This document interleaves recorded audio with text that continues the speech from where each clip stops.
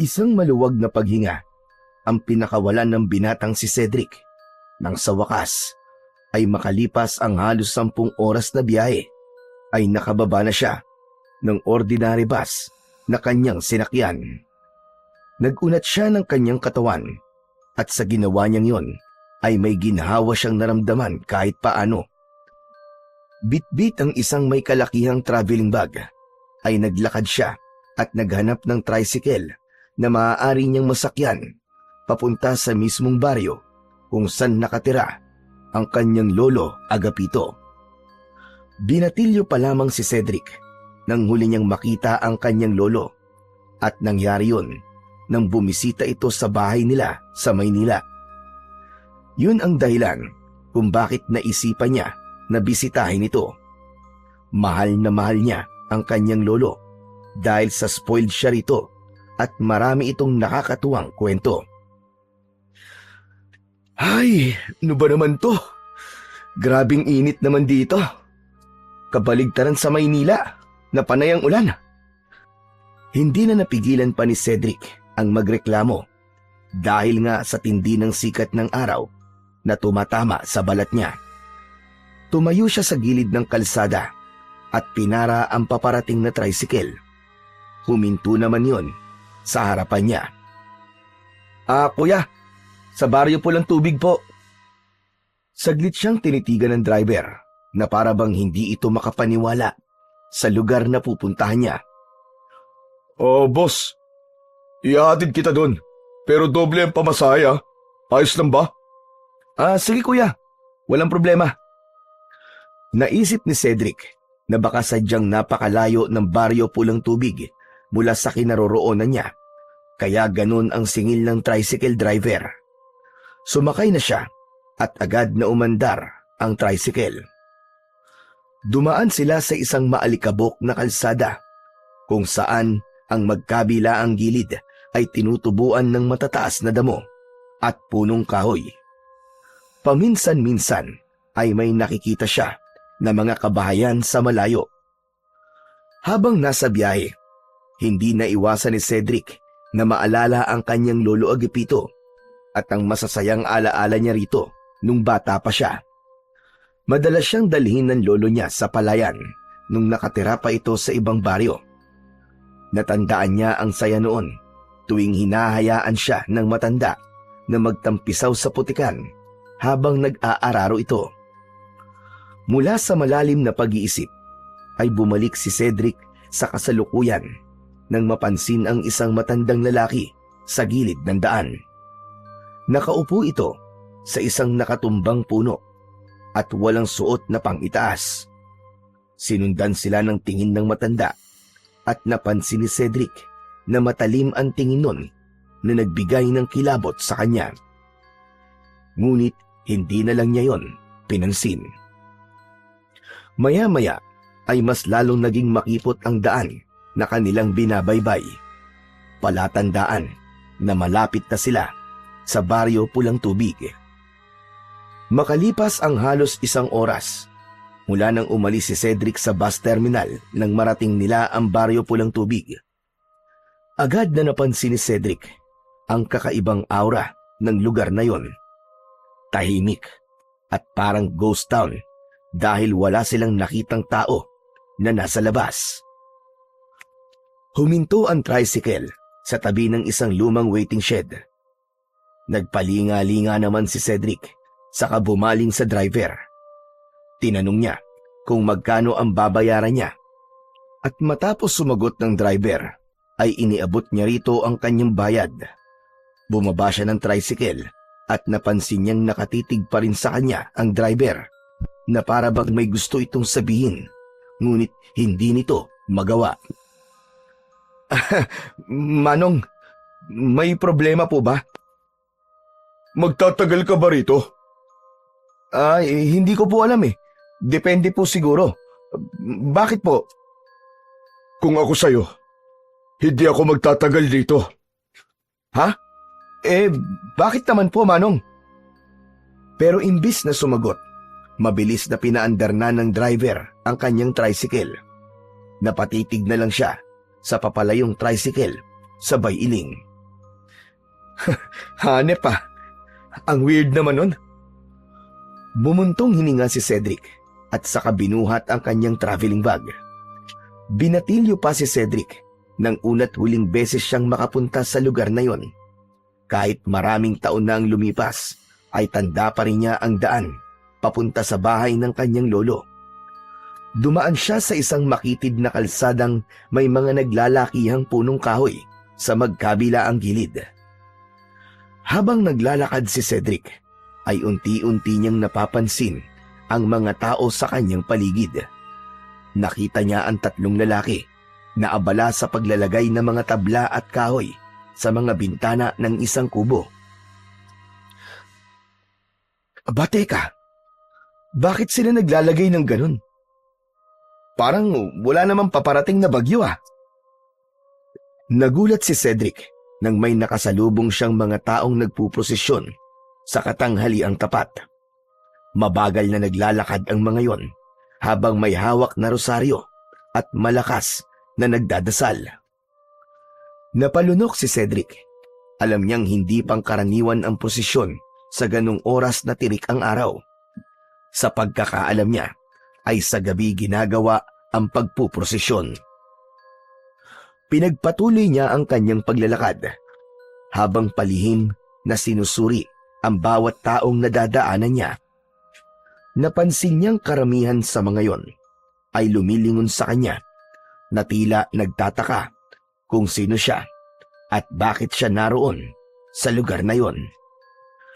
Matapos ang halos 15 minutong paglalakad, sa wakas ay huminto na si Cedric sa harap ng isang bahay na medyo malaki kumpara sa mga bahay na nadaanan niya. Gawa yon sa hollow blocks at may lumang bubong na yero. May maliit na balkonahe sa harap na may lumang kahoy na upuan. Bagamat matibay ang pagkakatayo sa bahay, ay halatang hindi na yun ganun naaalagaan. May mga bitak sa ilang bahagi ng dingding. Saglit na huminto si Cedric, saka malalim na huminga at bumulong sa sarili. Hindi ako maaaring magkamali. Ito na ang bahay ni Lolo.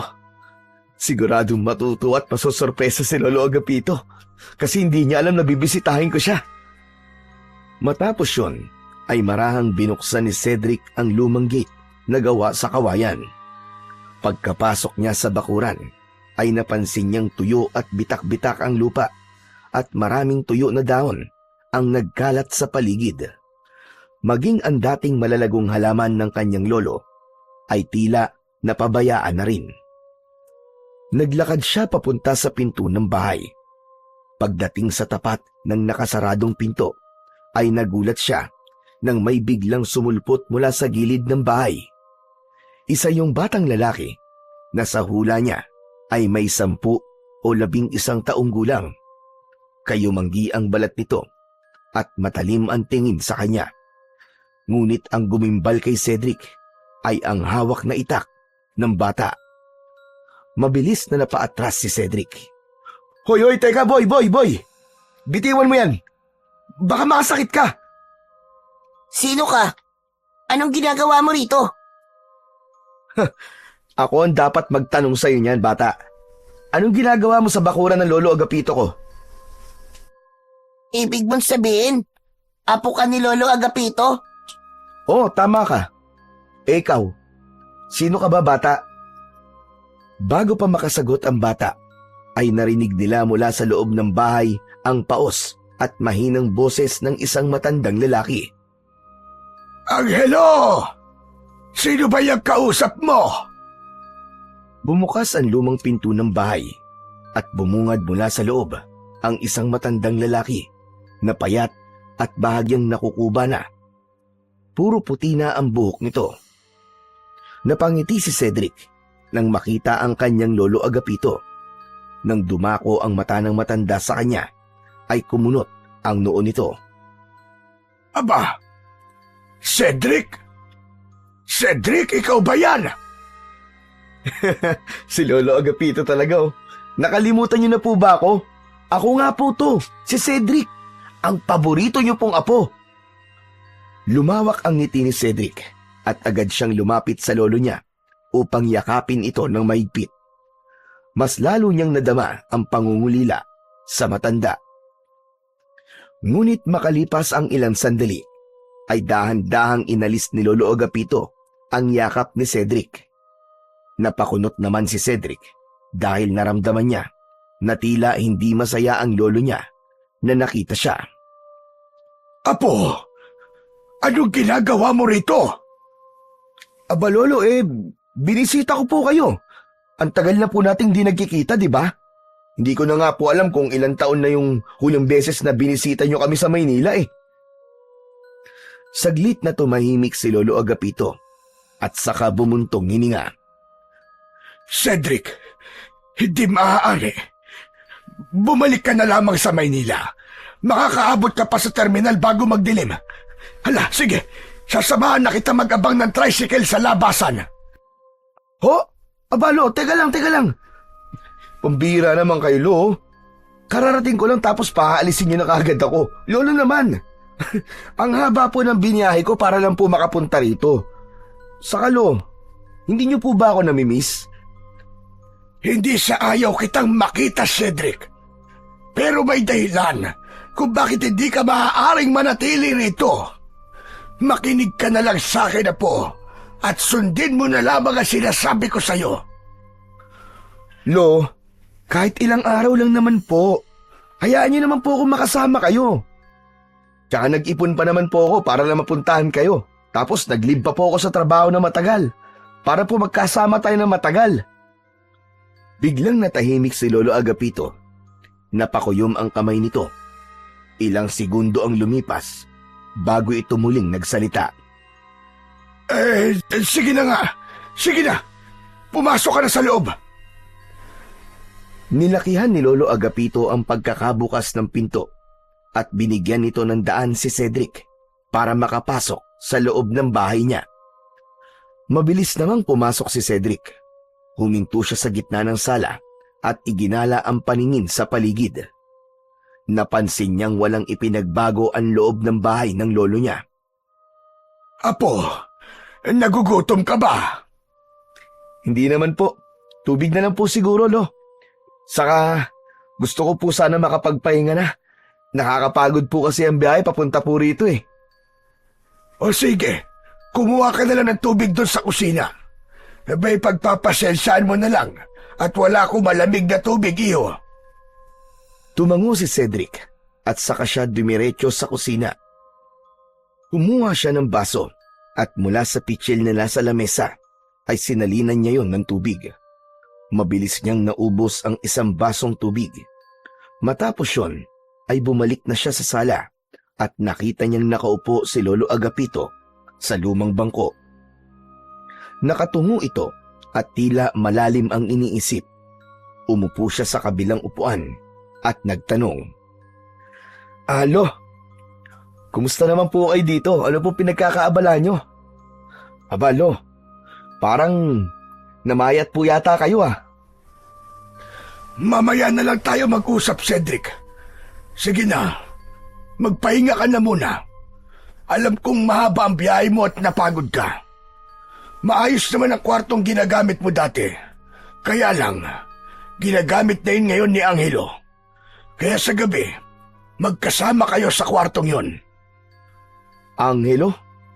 Teka, siya ba yung parang mandirigmang bata sa labas kanina?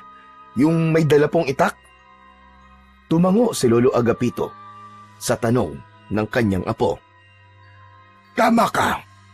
Siya nga si Angelo. Elo, sino po siya? Saka, bakit po siya nakatira dito sa inyo? Mamaya na lang tayo mag-usap, Cedric. Magpahinga ka na. Natigilan si Cedric. Alam niyang wala siyang mapapala sa pangungulit sa lolo niya. Kaya tumayo na lang siya at nagtungo sa silid kung saan siya dati natutulog. Pagpasok niya roon ay naalala niya ang pagkabata niya sa kwartong yon. Noon, puno ng laruan at mga damit niya ang kwartong yon.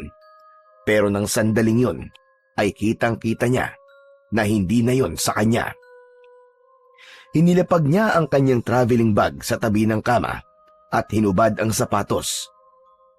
Sa kanya binuksan ang lumang electric fan na agad namang umandar. Humiga siya sa papag na may manipis na kutsyon at tumingin sa kisame. Habang nakatingin sa kawalan, ay nakaramdam ng bigat sa dibdib si Cedric. Hindi niya alam, pero nagtataka siya kung bakit tila malamig ang pakikitungo sa kanya ni Lolo Agapito. Wala siyang naramdamang kasiyahan sa matanda na naroon siya sa bahay nito. Pumikit na lang si Cedric at pilit tinatanggal ang bumabagabag sa isip niya para makatulog at makapagpahinga na siya. Hindi na namalayan ni Cedric na nakatulog na siya. Ang plano lang sana niya ay umidlip, pero paggising niya ay madilim na ang kwarto. Bumangon siya mula sa papag at kinusot ang kanyang mga mata. Matapos yun, ay lumabas na siya ng kwarto. Sa sala ay nakita niya sina Lolo Agapito at Angelo na nakaupo sa kahoy na upuan habang nakatutok ang atensyon sa maliit na TV. Malabo ang palabas at halos puro static, pero tila hindi yun alintana ng dalawa. Grabe! Napasarap yata ang tulog ko . Kumain na po ba kayo? Hindi pa kami kumakain, iyo. Hinihintay ka talaga naming magising. Ha? Sana po nauna na po kayong kumain. Baka nagugutom na po kayo. Umiling si Lolo Agapito, saka pinatay ang telebisyon. Ayos lang kami, apo. Tara na sa kusina para makapaghapunan na tayo. Tumayo si Lolo Agapito at nagtungo sa kusina. Sinundan naman ito ni Cedric at ni Angelo. Pagdating sa kusina, ay natuwa si Cedric sa nakahain sa lamesa. Isang mangkok ng mainit na sabaw, pritong isda at ginataang gulay. Amoy pa lang ng mga yon ay nakaramdam na agad siya ng gutom. Umupo siya at agad na kumuha ng kanin. Nang matikman niya ang ulam, hindi niya napigilang humanga. Wow! Grabe! Ang sarap niyo pa rin magluto, Lo. Ito ang isa sa namiss ko sa inyo . Hindi ako nagluto niyan. Si Angelo ang purihin mo kasi siya nagluto ng lahat ng yan. Napatingin si Cedric kay Angelo na walang reaksyon habang tahimik na kumakain. Ha? Ganun po ba? Angelo, ang galing mo naman pala magluto . Ang bata-bata mo pa pero ang husay mo na magluto. Ilang taong ka na nga pala? 10 taon po. Nako! Alam mo, nung nasa ganyang edad ako, ay puro laro lang ang alam ko. Hindi ko nga alam kung paano magsaing nun . Hindi sumagot si Angelo at patuloy lang ito sa kanyang pagkain. May kung anong bumagabag kay Cedric ng mga oras na yon. Maraming tanong ang gusto niyang itanong, lalo na tungkol kay Angelo. Pero naisip niyang hindi pa yon ang tamang oras. Mas mabuting hintayin niyang silang dalawa na lang ni Lolo Agapito ang nag-uusap bago niya itanong ang gusto niyang malaman. Matapos ang hapunan, ay nagtiis si Cedric na manood sa malabong palabas sa telebisyon kasama sina Lolo Agapito at Angelo. Hindi nagtagal ay nagtungo na si Angelo sa kwarto nila. Nang nakaramdam ng antok si Cedric, ay nagpaalam na siya kay Lolo Agapito na matutulog na siya. Pagpasok niya ng kwarto, ay humiga siya sa tabi ni Angelo na mahimbing na ang tulog. Hindi nagtagal ay nawala na ang ingay ng telebisyon sa sala, kaya alam niyang matutulog na rin ang lolo niya. Lumipas ang ilang oras, pero gising pa rin si Cedric. Biglang nawala ang antok niya. Muli siyang binagabag ng pagbabago kay Lolo Agapito. Noon ay masiyahin at palabiro ang kanyang lolo, kaya hindi niya maiwasang magtaka kung ano ang nangyari at malamig na ang pakikitungo ng matanda sa kanya. Kinabukasan ng umaga, halos alas 7 na ng umaga nagising si Cedric. Wala na si Angelo sa tabi niya, kaya lumabas na rin siya ng kwarto. Wala siyang nakitang tao sa sala at maging sa kusina. Lumabas siya ng bahay at tumingin sa paligid.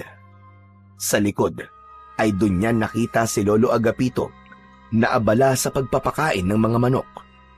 Lumapit si Cedric at tumayo sa gilid ng kanyang lolo.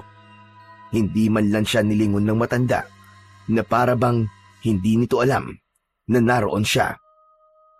Mula sa kinaroroonan nila ay tanaw sa malayo ang isang napakalawak na taniman ng palay. Ang mga tanim na palay doon ay puro kulay dilaw at tuyot na. Lolo Agapito, good morning po. Mahilig pa rin pala po kayo sa mga manok, ano? Hindi sumagot si Lolo Agapito. Patuloy lang ito sa ginagawa. Nasan po si Angelo? Parang ang aga naman po niyang magising. Pagising ko po kasi, wala na po siya sa tabi ko eh. Inutusan ko siyang bumili ng pandesal. Tumango si Cedric, saka tumitig sa kanyang lolo. Naisip niya na yun na ang tamang pagkakataon para magtanong siya tungkol kay Angelo dahil wala roon ang bata. Lo. Oo nga pala, sino po ba talaga si Angelo? Si Angelo ay ampon ko, Cedric. Kapitbahay ko mga magulang niya dati. Pero namatay sila pareho. 5 taon pa lang ang bata nun. Wala siyang kapatid at wala rin siyang ibang kamag-anak. Naawa ko, kaya inampon ko na lang siya. Ganun po ba? Nakakalungkot naman po. Matanong ko lang, Lo. Ano po bang kinamatay ng mga magulang niya? Nagkaroon ng pagkalat ng malubhang sakit noon dito sa Baryo Pulang Tubig. At sa kasamaang palad, kasama sa mga nasawi, ang mga magulang ni Angelo. Ganun? Nakakatakot naman yun, Lo. Mabuti po't walang masamang nangyari sa inyo nun, Lo. Oo nga pala, Lo.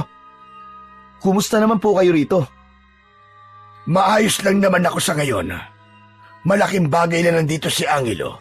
Kasi kahit paano, ay meron akong kasama sa bahay. Siya nga pala, bukas ng umaga, ay kailangan mo nang bumalik ng Maynila. Ho? Abay, bakit naman po? Lolo naman, kakadating ko lang po eh. Tapos papaalisin niyo na kaagad ako. Lo, gusto ko pa po kayong makasama. Huminga ng malalim si Lolo Agapito at saglit itong tumitig kay Cedric. May anong bigat sa mga mata nito na parang may bagay itong nais sabihin pero hindi nito masabi-sabi. Cedric, iho, makinig ka na lang sa akin at huwag ka nang magtanong. Agad na iniwan ni Lolo Agapito si Cedric at bumalik na ito sa loob ng bahay. Naiwan naman si Cedric na nag-iisip. Nagtaka siya kung bakit nais ng lolo niya na umalis na kagad siya. Mas lalo tuloy lumakas ang kutob niya na meron itong itinatago sa kanya. Pagkatapos ng almusal ay nasa loob lang ng bahay si Cedric. Wala siyang magawa roon kundi ang umupo at humiga. Ramdam niya ang nakakabinging katahimikan sa buong bahay. Hindi siya sanay sa ganon dahil lumaki siya sa maingay na lungsod. Dahil sa inip, napagdesisyonan niyang lumabas at maglakad-lakad. Pagdating ni Cedric sa labas, ay napansin niya ang kakaibang kilos ng mga tao. Halos lahat ng bahay na nadadaanan niya ay may mga lalaki na abala sa paglalagay ng tabla at kahoy sa mga bintana at pinto. Pinagmasdan niya yon ng may pagtataka. Ngunit mas lalo siyang nagtaka nang mapansin niyang may ilang pamilya na nakatayo sa harap ng kani-kanilang bahay. Nakaluhod ang mga yon habang nagdadasal. Napahinto si Cedric. May gumapang na malamig na pakiramdam sa kanyang batok. Hindi niya maipaliwanag, pero parang may kung anong hindi tamang nangyayari sa Baryo Pulang Tubig. Sa halip na magpatuloy sa paglalakad, minabuti niyang bumalik na lamang sa bahay ng kanyang lolo. Pagdating niya roon, papasok na sana siya sa pinto nang biglang makasalubong niya si Angelo na palabas ng bahay. Hindi niya ito nakita kagad, kaya napasigaw siya sa gulat. Anak ng... Angelo, ikaw lang pala! Pambihira ka, nakakagulat ka naman. Muntik nang tumalo ng puso ko Napaatras si Cedric, kasabay ng malakas na tintig ng kanyang puso. Napatingin naman si Angelo sa kanya. Pasensya ka na, Kuya Cedric. Hindi ko sinasadya. Nilagpasan siya ni Angelo, pero naisip niya na magtanong sa kung anong nangyayari sa lugar na yon. Angelo, sandali! Sandali, may tatanong lang ako sa'yo. Ano ba yun, Kuya? Angelo, sabihin mo nga sa akin, ano ba talaga nangyayari dito? Bakit nilalagyan ng mga tabla, mga pinto at bintana ng mga bahay dito? Saka, bakit ang dami nagdadasal sa harap ng bahay nila? Ang mga yan kasi, ang naisip nilang paraan para makaligtas sila sa susunod na pagbilog ng buwan. Ano ka mo? Susunod na pagbilog ng buwan? Makaligtas naman saan? May bagyo bang paparating? Ang sabi kasi ni Lolo Agapito, wag ko raw sabihin sa iyo eh. Bukas ng umaga ay aalis ka naman na daw. Ano? Bakit ba? Ano bang meron? Pero bago pa niya matapos ang tanong, ay mabilis na tumalikod si Angelo at nagmamadaling lumabas ng bakuran. Naiwan si Cedric na nakatayo sa harap ng bahay habang tulala. Mas lalong bumigat ang kanyang pakiramdam. Mas lalo tuloy siyang nagduda na may nangyayaring hindi maganda sa Baryo Pulang Tubig na ayaw ipaalam sa kanya ni Lolo Agapito. Kinagabihan, sa hapagkainan, ay tahimik ang tatlo habang nagsasalo sa hapunan.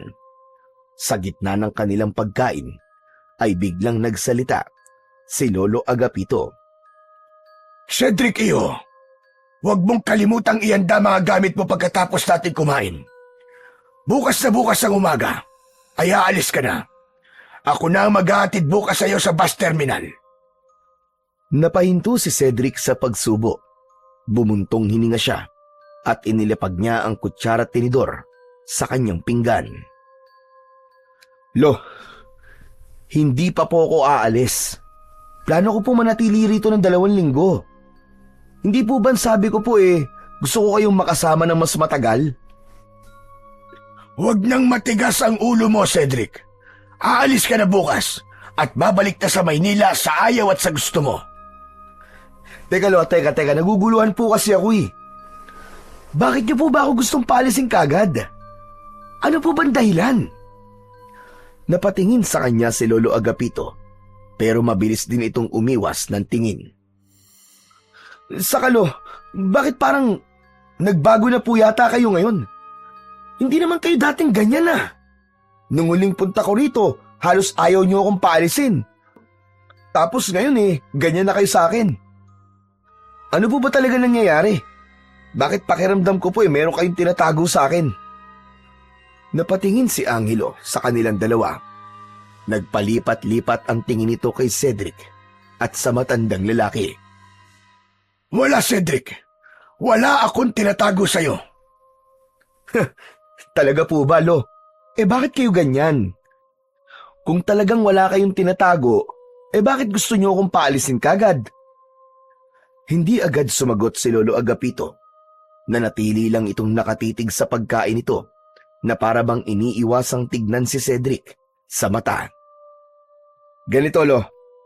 Hanggat hindi niyo po sinasabi sa akin ang tunay na dahilan at ang dapat kong malaman, hindi po ako aalis dito. Sa unang pagkakataon, nag-angat ng tingin si Lolo Agapito. Nagtagpo ang kanilang mga mata. Naramdaman ni Cedric ang bigat ng tensyon sa pagitan nilang maglolo. Hindi niya binawi ang kanyang tingin. Alam niya na may itinatago sa kanya ang kanyang lolo at hindi siya aalis sa lugar na yon hanggat hindi niya nalalaman kung ano ang katotohanan. Kinabukasan ng umaga ay maagang nagising si Cedric. Bumangon siya mula sa papag at lumabas ng silid. Hindi niya nakita sina Lolo Agapito at Angelo sa loob ng bahay. Alam niyang galit si Lolo Agapito sa kanya matapos niyang tutulan ang kagustuhan nitong umalis siya sa araw na yon.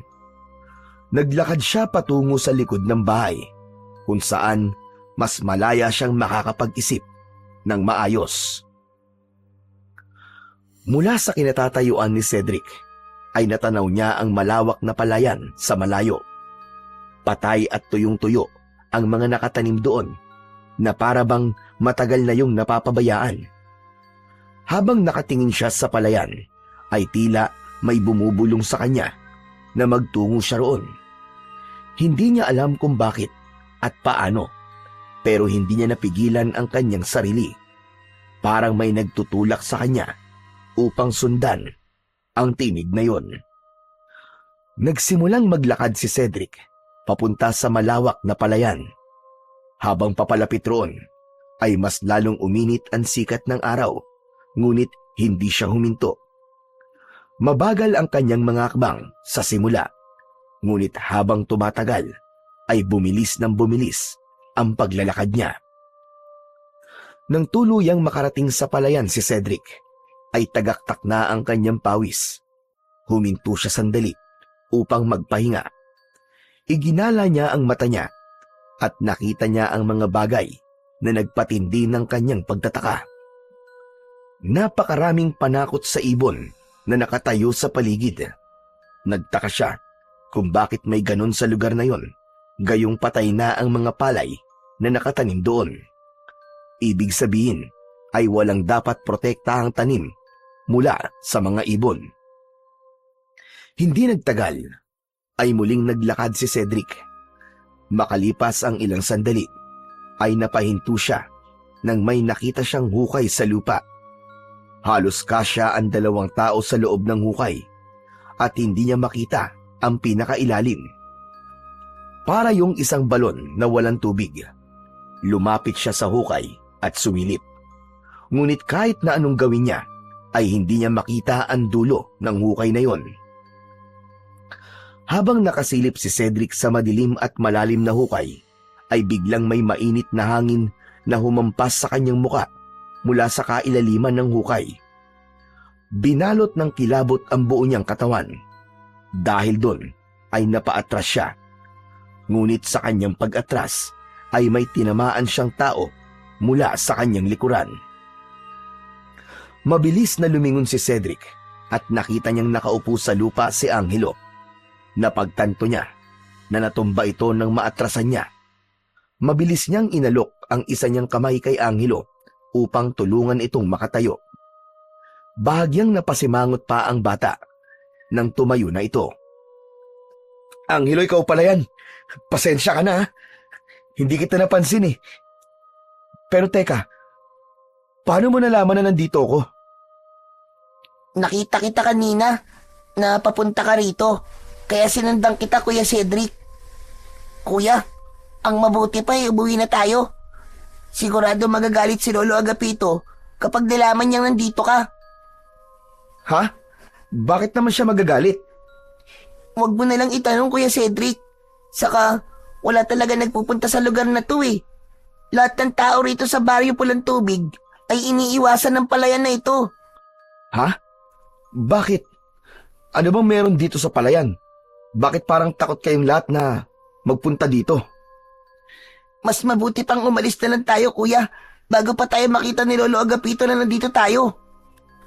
Tatalikod na sana si Angelo upang maglakad palayo nang biglang hawakan ni Cedric ang braso niya. Sandali lang, Angelo. Ang dami mo sinasabi pero kahit isa sa mga tanong ko ay wala kang sinasagot ng diretso. Ano ba talaga nangyayari dito? Ang sabi kasi ni Lolo, mas mabuting hindi mo nalang malaman ng lahat. Makinig ka na lang kay Lolo Agapito, Kuya Cedric. Tama siya, na dapat ka nang umalis dito sa Baryo Pulang Tubig. Sundin mo na lang siya, kuya. Bakit ba? Ano ba tinatago niyo sa akin? Bakit gusto kong paalisin ni Lolo Agapito? At anong meron sa palayang ito? Tahimik na tumitig lang si Angelo sa kanya. Tila may nais itong sabihin, pero pinili na lang na manahimik. Napabuntong hininga naman si Cedric. Alam niyang wala siyang makukuhang sagot mula kay Angelo. Unti-unti niyang binitiwan ang braso nito. Hindi na nagsalita si Angelo at nagpatuloy na ito sa paglalakad palayo. Ilang saglit pa, sumunod na rin si Cedric sa bata, ngunit sa loob-loob niya ay mas lalong tumindi ang pagdududa niya. Pagdating nila Cedric at Angelo sa bahay, ay nakita nila si Lolo Agapito sa gilid ng kubo. Abala ito sa paglalagari ng mga tabla at kahoy, at kahit may edad na ito, ay halatang sanay pa rin ito sa mabibigat na gawain. Paglingon ni Lolo Agapito sa kanila, ay tumigil ito sa ginagawa at tumingin sa kanila ng matalim. Saan kayo galing? Lolo Agapito, naglakad-lakad lang po kami. Alam ni Cedric na hindi kumbinsido ang matanda, ngunit hindi na ito nagtanong pa. Sa halip, itinuloy na lang nito ang paglalagari ng isang mahabang tabla. Kahit ramdam niya ang galit ng lolo niya, ay hindi napigilan ni Cedric ang sarili na magtanong. Ano po bang ginagawa niyo, Lolo? Ano pong gagawin niyo sa mga tabla at kahoy na yan? Tutal, hindi na kita mapipilit na umalis. Ay mas mabuti pang malaman mo na ang totoo. Ay, kung ganun po, sasagutin niyo na po ang lahat ng tanong ko? Oo, pero mamaya na natin pag-usapan yan. Tulungan niyo muna akong ikabit ang mga ito sa mga bintana. Teka, Lolo Agapito, para saan po ba ang mga yan? Pati kasi sa ibang bahay dito ay nilalagyan din nila ng mga kahoy at tabla, mga bintana at pinto nila. Basta, mamaya na nga natin pag-usapan. Tulungan niyo na lang ako at sasagutin ko lahat ng tanong mo. Napatingin si Cedric kay Angelo na tila hindi na nagulat sa ipinapagawa ni Lolo Agapito. Walang tanong-tanong, agad na kinuha ni Angelo ang isang tabla at nagsimulang isalansan ang mga yon sa gilid ng bahay. Napabuntong hininga si Cedric at kumilos na rin siya, kahit hindi niya maintindihan kung bakit kailangan lagyan ng harang ang mga bintana ng bahay, ay hindi na lang niya yon kwinestyon. Tahimik na kinuha ni Cedric ang isang tabla at lumapit sa may bintana. Kahit marami siyang gustong itanong, ay mas pinili niyang manahimik na muna. Paglipas ng ilang minuto, ay tapos na sina Cedric sa paglalagay ng mga tabla at kahoy sa bintana ng bahay ni Lolo Agapito. Nagtungo sila ni Lolo Agapito sa likod ng bahay. Tumayo sila roon habang nakatingin sa malawak na palayan sa malayo. Samantala, si Angelo naman ay pumasok na sa loob ng bahay. Apo, sa susunod na araw ay pupunta tayo sa bayan para mamili ng pagkain. Pagbalik natin, lalagyan din natin ng kahoy at tabla ang mga pinto. Lo, paparating po bang bagyo? Mabigat ang buntong hininga ni Lolo Agapito bago ito muling nagsalita. Cedric, iyo, makinig kang mabuti sa akin. Ang mga susunod kong sasabihin ay maaaring hindi mo paniwalaan. Pero wala akong ibang sasabihin kundi ang katotohanan lamang. Ayoko na sanang malaman mo ito. Pero dahil sa matigas ang ulo mo at hindi mo ako sinunod na umalis ka, ay mabuti nang alam mo na ang dapat mong malaman. Mas lalong kumabog ang dibdib ni Cedric. Para bang mas lumamig ang paligid kahit napakainit naman ng panahon. Napatitig siya sa mukha ng matanda. Seryoso ito at walang bahid ng pagbibiro. Sa parating na kabilugan ng buwan, may isang aswang na muling mabubuhay. Nasa palayan siya ngayon at nakahimlay. Ano po? Anong aswang? Isang tigbanwa. Tigbanwa? Ano po yun? Ang tigbanwa ay isang sinaunang uri ng aswang. Ang tigbanwa na nakaimlay sa tuyong palayan ay hindi isang ordinaryong aswang. Kada 10 taon ay nagigising ito at sa loob ng 13 araw ay maghahasik ito ng lagim at kamatayan sa buong baryo. Kapag natapos ang 13 araw, ay muli itong mahihimlay at maghihintay ulit ng 10 taon bago muling magising. At ang mas nakakatakot pa iyo, kakaiba ang tigbanwa na narito dahil may kakayahan siyang paghilumi ng sarili niyang sugat. Kaya naman, marami nang sumubok na patayin siya pero wala pa rin nagtatagumpay. Nanuyo ang lalamunan ni Cedric. Hindi niya alam kung maniniwala ba siya o hindi. Pero sa paraan ng pagsasalita ni Lolo Agapito, ay tila totoo ang lahat ng sinabi nito. Bahagyang bumigat ang kanyang pakiramdam. Tila bumagal ang kanyang paghinga sa bigat ng revelasyong narinig niya. Lolo Agapito, hindi ko po alam kung maniniwala ako eh. Kasi parang imposible naman po yun. Bakit? Ang akala mo ba ay mag-aaksaya ko ng oras para takutin ka lang? Hindi mo ba napapansin? Ilang araw nang parang may bumabalot na kakaibang enerhiya sa baryong ito. Akot na ang lahat ng tao at naghahanda na sila para sa paggising ng tigbanwa. Napalunok si Cedric. Napagtanto niya na totoo nga ang sinabi ng kanyang lolo dahil simula nang dumating siya roon ay maraming bagay sa paligid ang hindi niya maintindihan. Pero, Lolo Agapito, kung may ganito palang nangyayari rito, bakit niyo pa po ako inayaang magbakasyon dito dati nung bata pa po ako? Dahil yung panahon na yon ay matagal pa bago magising ang tigbanwa. Wala pa akong dapat ipag-alala. Pero ngayon, ilang araw na lamang ay magigising na siya. Kaya nga pinapaalis na kita. Hindi dahil ayaw kitang makasama po, kundi dahil gusto lang kitang maging ligtas. Kung ganun po pala, Lo, bakit hindi na lang po tayo umalis bago pa magising ang tigbanwa? Tapos, bumalik na lang po kayo kapag natulog na po siya ulit. Napailing si Lolo Agapito sa sinabi ng kanyang apo. Hindi ako maaaring umalis. Isa ko sa dahilan kung bakit buhay pa ang mga tao rito, apo. Ako ang namumuno sa pagpapanatili ng kaligtasan ng baryo. Hindi ko sila maaaring iwanan. Mahal ko ang lugar na ito at ang lahat ng taong nakatira dito. Cedric, walang awa ang tigbanwa. Lahat ng taong makita nito ay pinapatay niya. Ang totoo, walang nakakaalam kung bakit may ganung nilalang dito sa baryo Pulang Tubig. Pero may isang kwento noon na may nagsabi na isinumpa ang lugar na ito ng isang mangkukulam na babaylan. Ano na pala ang gagawin natin kapag nagising na po ang tigbanwa? Wala tayong ibang dapat na gawin kundi panatilihin ang ating kaligtasan sa loob ng 13 araw. At ikaw, Cedric, dapat mong sundin ang lahat ng sasabihin ko sa iyo sa mga susunod na araw. Ayokong bangkay kang uuwi sa Maynila. Muling napatingin si Cedric sa malawak na palayan.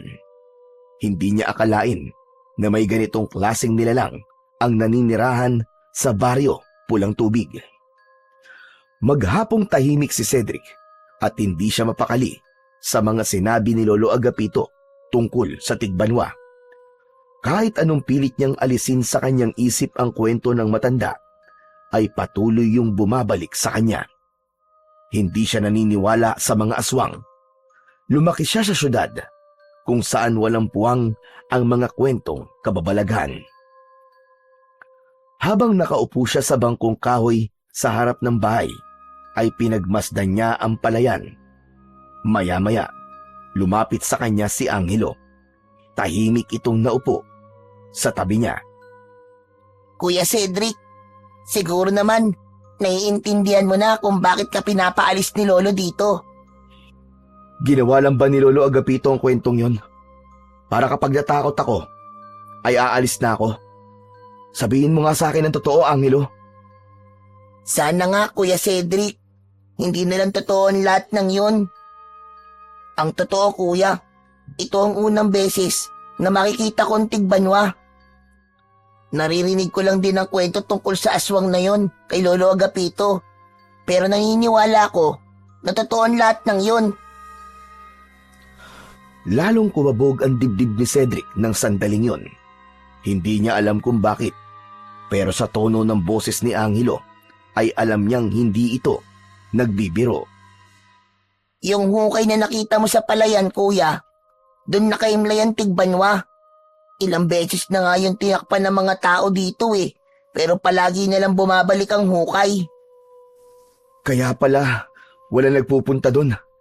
Lalo na kapag malapit ng magising ang tigbanwa. Tama ka, Kuya. Noon, may isang lalaking inabangan ng paggising ng tigbanwa kasi gusto niya tong patayin. Kinabukasan, nakita siyang wala ng ulo at tuyo na ang katawan kasi inubos ng tigbanwa ang dugo niya. Labis na kinilibutan si Cedric sa sinabi ni Angelo. Hindi niya alam kung dapat ba niyang seryosohin ang sinabi ng bata o isipin na isa lang yun lumang kwento para takutin siya. Kinabukasan ng umaga, mas lalong naging abala sina Cedric at Lolo Agapito sa paghahanda. Kahit hindi pa lubos na naniniwala si Cedric sa kwento ng matanda, ay napilitan siyang sumunod sa mga utos nito. Wala rin naman siyang ibang magagawa kundi ang sumunod dahil wala pa siyang balak na bumalik sa Maynila. Maagang naglakad sina Cedric at Lolo Agapito patungo sa palengke. Bit-bit naman ni Cedric ang isang malaking bayong habang mabagal na naglalakad si Lolo Agapito sa unahan niya. Tahimik ang paligid ng mga oras na yon habang tinatahak nila ang makipot na daan palabas ng baryo. Habang naglalakad sila, muling nagpaalala ang matanda kay Cedric. Apo, gabi lang naman umaatake ang tigbanwa. Pero mas mabuti nang may sapat tayong pagkain habang gising ang halimaw na yon. Pagdating nila sa palengke, ay agad silang bumili ng mga kailangan nilang pagkain, gaya ng bigas, delata, gulay at tuyong isda. Si Cedric na mismo ang nagboluntaryong magbuhat ng karamihan sa kanilang pinamili. Kahit papano, naaliw siya sa maingay at buhay na palengke. Malayong malayo yon sa nakakapanindig balahibong katahimikan ng baryo Pulang Tubig. Ngunit sa palengke, hindi nawala ang usapan tungkol sa tigbanwa. Habang bumibili sila ng gulay, narinig ni Cedric ang dalawang matandang babae na nag-uusap tungkol sa tigbanwa. Bakas sa mga boses ng mga yon ang labis na takot dahil mamayang gabi na ang pagbilog ng buwan at muli na raw mabubuhay ang kinatatakutan nilang tigbanwa. Napatingin si Cedric kay Lolo Agapito nang may kasamang pagkabahala pero hindi siya nito pinansin. Bagkus, itinuloy lang nito ang pagbili ng kanilang mga kailangan. Pagbalik nila sa bahay, ay agad nilang inayos ang kanilang mga pinamili. Pinagsama-sama nila ang mga delata at bigas sa isang malaking kahon.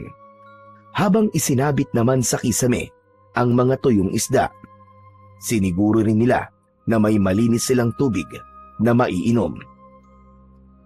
Habang inaayos ni Cedric ang mga gamit, napatingin siya sa bintana. Mula roon ay tanaw niya ang malawak na palayan. Biglang nagtaasan ang balahibo niya sa braso dahil pakiramdam niya ay may isang nilalang sa palayan na matamang nagmamasid sa buong baryo Pulang Tubig. Nang palubog na ang araw, ay nagmadali sina Cedric, Lolo Agapito at Angelo sa pagsasarado ng bahay.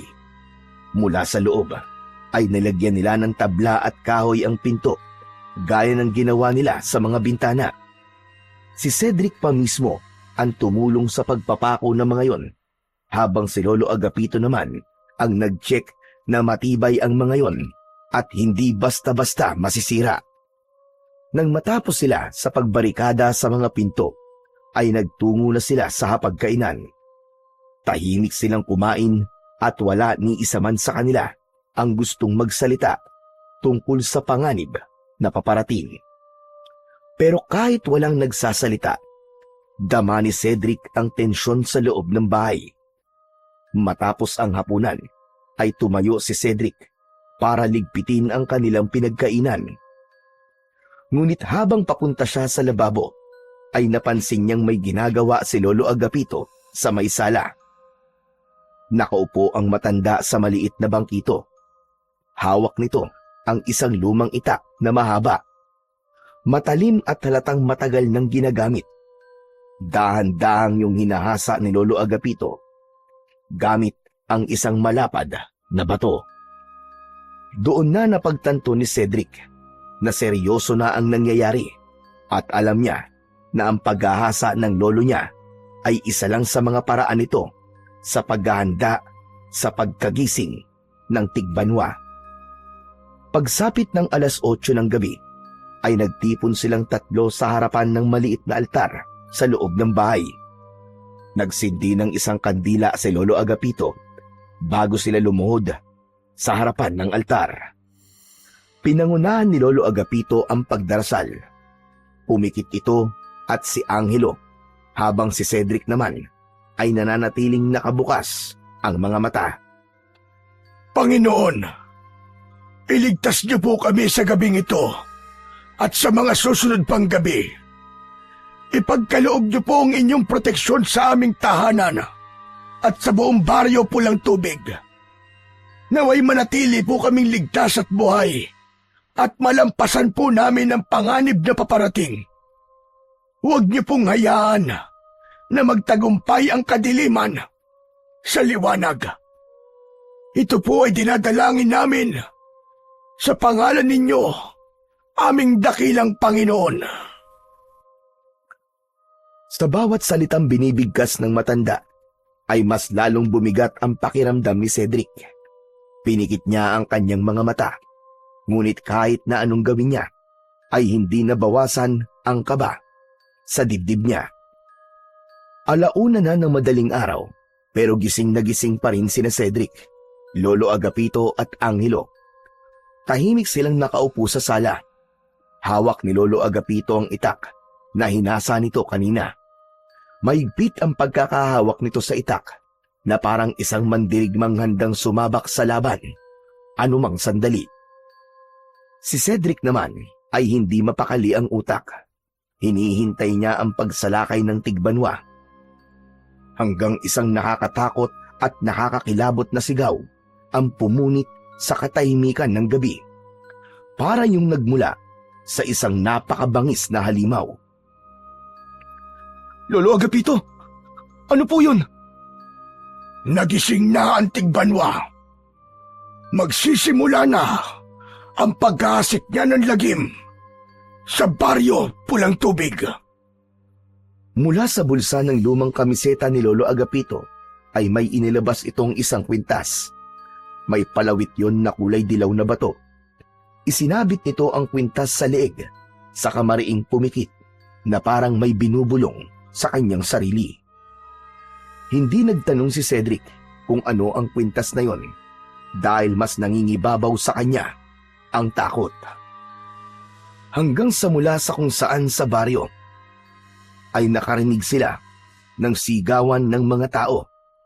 May mga humihingi ng tulong at merong mga umiiyak. Napabalikwas si Cedric mula sa kinauupuan niya. Lolo Agapito, ano po yun? Ano po nangyayari? Bakit po may mga nagsisigawan na tao sa labas? Walang sumagot sa tanong ni Cedric. Si Lolo Agapito naman ay mabilis na nagtungo sa may kusina. Lumapit ito sa may pinto at gamit ang itak ay tinanggal nito ang pagkakapako ng tabla na nakaharang doon. Nanlaki ang mga mata ni Cedric nang mapagtantong lalabas ang kanyang lolo. Agad niyang nilapitan ang matanda at hinawakan ang braso nito. Teka lolo, teka! Ano pong ginagawa nyo? Hindi nyo dapat buksan yan! Cedric apo, kailangan kong tulungan ng mga tao. Nagsimula ng pagsalakay ng tigbanwa. Bitiwan mo ko! Huwag mo kong hawakan! Hindi lolo, delikado po sa labas. Hindi po ako papayag na lumabas kayo. Malakas na itinulak ni Lolo Agapito si Cedric. Sa lakas ng pagtulak sa kanya, ay natumba siya at napaupo sa saig. Matiim siyang tinignan ng kanyang lolo. Kaya ko ang sarili ko, Cedric. Matagal ko nang ginagawa ito sa tuwing nagigising ang tigbanwa. Hindi ko kayang pabayaan ng mga tao rito. Napakurap si Cedric. Wala na siyang nagawa nang tuluyang nabuksan ni Lolo Agapito ang pinto. Nang makalabas ang matanda, ay malakas nitong isinarado ang pinto at doon lang nagkaroon ng pagkakataon si Cedric para tumayo. Sinubukan niyang buksan ang pinto, ngunit nabigo siya at nagkaroon siya ng hinala na isinarado yun ni Lolo Agapito mula sa labas. Lolo, sandali lang! Lolo! Bumalik kayo!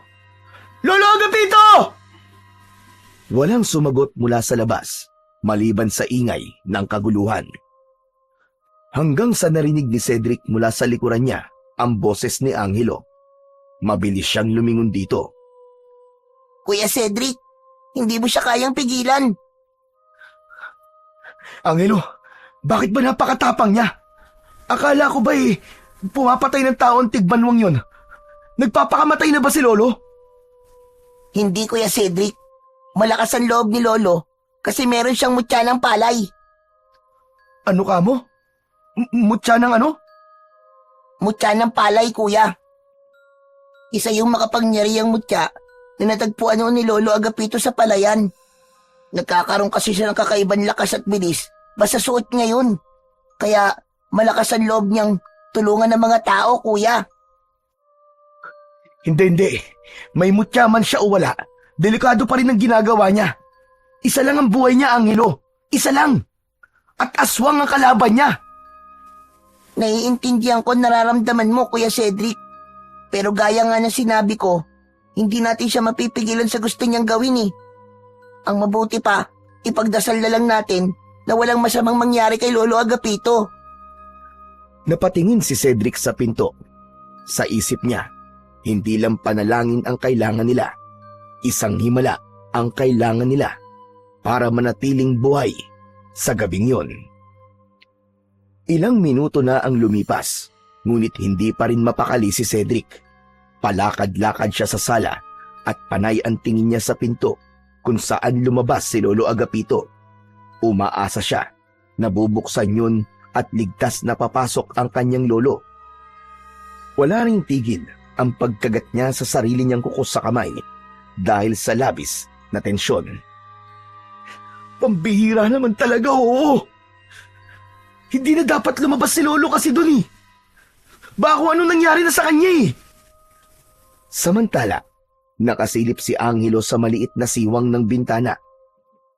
Tahimik ito, ngunit halata ang bahagyang panginginig ng balikat nito na hindi rin ito mapakali gaya ni Cedric. Maya-maya pa ay biglang bumaling si Angelo sa kanya. Kuya Cedric! Nakikita kong tigbanwa! Nasa may labas siya ng bakuran natin! Napahinto si Cedric sa paglalakad at tila bumagal ang tibok ng kanyang puso. Mabilis siyang lumapit sa bintana at siya naman ang sumilip doon. Sa una ay halos wala siyang makita. Puro anino lang ng mga nagsisitakbuhan ang naaaninag niya. Ngunit nang masanay ang mata niya sa kadiliman, ay doon niya nakita ang nakakatakot na tigbanwa. Agad na tumaas ang balahibo niya nang makita niya ang nakakakilabot na aswang. Yun na ang pinaka nakakatakot na nilalang na nakita niya sa buong buhay niya. Matangkad at payat ang katawan ng tigbanwa at ang balat nito ay parang sa ahas na hindi niya mawarian. Mahaba ang leeg nito at nang lumingon nito ay nakita niyang kaya nitong iikot ang ulo nito paharap at patalikod nang hindi gumagalaw ang katawan. Magulo at gusot-gusot ang buhok nito, ngunit ang pinaka nakakatakot sa lahat ay ang iisa nitong mata na kulay dilaw. Nang ngumanga ang tigbanwa ay nakita niya ang hanay ng matutulis nitong mga ngipin. Napalunok si Cedric. Hindi siya makapaniwala sa nakita niya. Akala niya noon ang mga kwento tungkol sa mga aswang ay katang-isip lamang at panakot lamang sa mga makukulit na bata na palaging naglalaro tuwing gabi. Patuloy si Cedric sa pagsilip sa bintana hanggang may isang lalaki ang tatakbo sana papasok sa isang bahay, pero naabutan ito ng tigbanwa. Hinawakan ng tigbanwa ang leeg ng lalaki. Bumaon ang mga kuko ng aswang sa leeg ng lalaki at umagos mula roon ang malapot na dugo. Mabilis na sinakmal ng tigbanwa ang ibabaw ng ulo ng lalaki at sa lakas ng puwersa ng panga nito ay parang kumagat lang ito sa mansanas nang madurog ang ulo ng kaawa-awang lalaki. Nanlaki ang mga mata ni Cedric. Mabilis niyang inalis ang tingin niya sa bintana dahil hindi na niya kinaya ang nasaksihan. Lumayo siya sa bintana at napaatras hanggang sa mapasandal siya sa dingding. Napaupo siya sa sahig habang nakatulala. Nanginginig ang kanyang mga kamay at pakiramdam niya ay nanlalamig ang buo niyang katawan. Lumipas pa ang ilang minuto at hindi na alam ni Cedric kung gaano siya katagal na nakaupo sa sulok. Blanko ang utak niya at ang buong katawan niya ay parang naging bato dahil hindi siya makagalaw. Hanggang sa bigla niyang naalala si Lolo Agapito na hanggang sa sandaling yun ay nasa labas pa rin. Mabilis siyang tumayo at halos matumba siya sa pagmamadali nang magtungo siya sa kusina. Agad namang sumunod ang nagtatakang si Angelo kay Cedric. Hinalughog ni Cedric ang lahat ng gamit sa kusina. Natataranta niyang binuksan ang mga drawer at inikot ang tingin sa paligid. Kuya! Kuya Cedric! Anong ginagawa mo? Naghahanap ako ng armas. Susundan ko si Lolo Agapito sa labas. Kanina pa siya wala eh. Baka kung ano na nangyari sa kanya ron. Hindi na inisip ni Cedric kung anong pwedeng mangyari sa kanya. Ang alam niya lang ay nasa labas si Lolo Agapito at hindi niya ito maaaring pabayaan. Ngunit bago pa siya makahanap ng bagay na maaari niyang gamitin bilang armas, ay biglang bumukas ang pinto ng kusina. Pumasok si Lolo Agapito na puno ng dugo ang damit. Agad nitong isinara ang pinto. Nanlaki ang mga mata ni Cedric. Agad siyang lumapit kay Lolo Agapito nang may pag-aalala sa kanyang mga mata. Lolo! May sugat ka! Kailangan kang dalhin sa ospital! Wala akong sugat at hindi mo na ako kailangan dalhin sa ospital, iyo. Hindi sa akin ang dugong ito, kundi sa mga taong iniligtas ko. Napatingin si Cedric sa mukha ng matanda. Nag-aalangan pa rin siya. Baka may sugat ito na hindi lang nito alam. Pero Lolo, sigurado po ba kayo na wala kayong sugat? Pero hindi na nagsalita si Lolo Agapito. Naglakad ang matanda at nangihinang umupo sa isa sa mga upuan sa hapagkainan. Binitiwan nito ang hawak na itak at nalaglag yun sa sahig. Agad namang kumuha si Angelo ng isang baso ng tubig. Lumapit ang bata kay Lolo Agapito at inabot ang baso. Lolo Agapito, ito po. Uminom po muna kayo ng tubig. Saglit na tumingin si Lolo Agapito kay Angelo bago tinanggap ang tubig.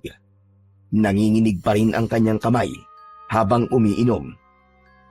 Huminga ng malalim si Cedric bago hinila ang isang upuan at umupo sa tapat ng kanyang lolo. Lolo Agapito, ano po ba nangyari sa labas?